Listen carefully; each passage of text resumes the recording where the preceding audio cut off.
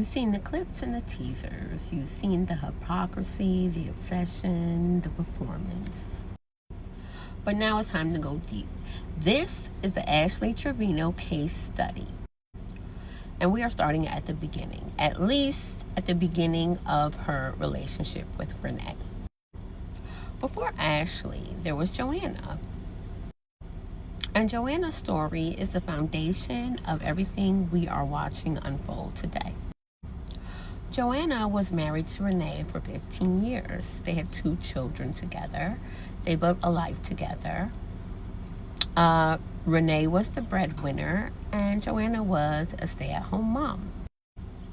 But here's the thing. Joanna chose to leave, but she didn't stay bitter. She didn't stay stuck. She built a life. She rebuilt herself, and that is what Ashley cannot stand. Let's talk about the financial trap. Renee has a stable income as a worker at a power plant. And Joanna, like I said, was a stay-at-home mom who was financially dependent on him for years.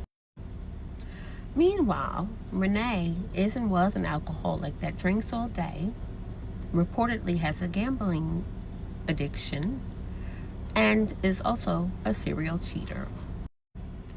You know how bad a relationship has to be for a partner that is financially dependent on the other partner to decide to leave without any stable income? Now let's talk about the custody arrangement, because this is where Ashley's false narrative falls apart. A creator here on TikTok actually got a copy of Renee and Joanna's divorce decree. And here is what it actually says. They have equal rights as parents, equal decision making in both children. They have a shared custody agreement.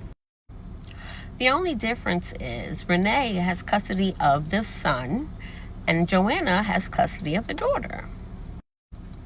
One child lives with each parent. That is it. That is a standard arrangement, especially when the kids are older and can choose which parent they want to live with. But Ashley is trying to create a false narrative. She is trying to create the narrative that Joanna's son was taken from her.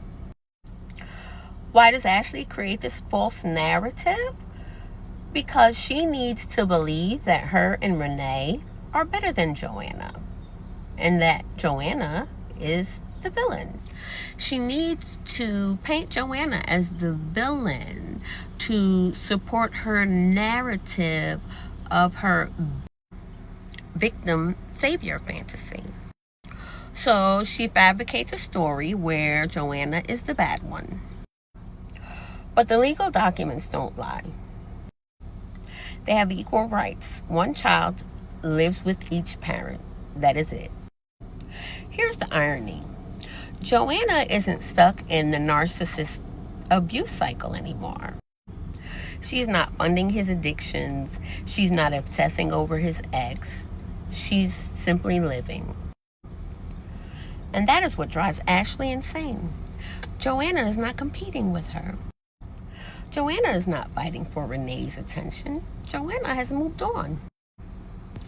And Ashley can't understand that because, number one, she's a narcissist.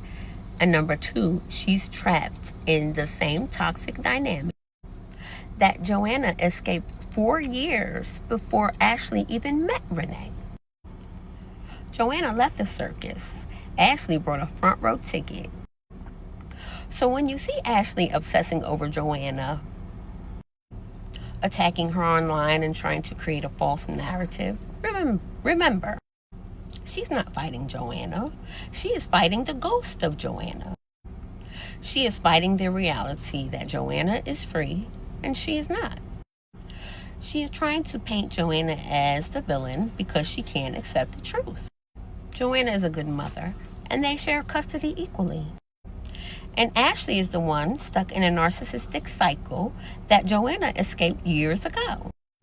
But unlike Joanna, Ashley is a narcissist. That is the trap. That is a cycle, and that's what we're going to break down in the episodes to come. Next up, enter Ashley, the replacement. The woman who walked into the same trap and pays for the privilege. See you in the next one.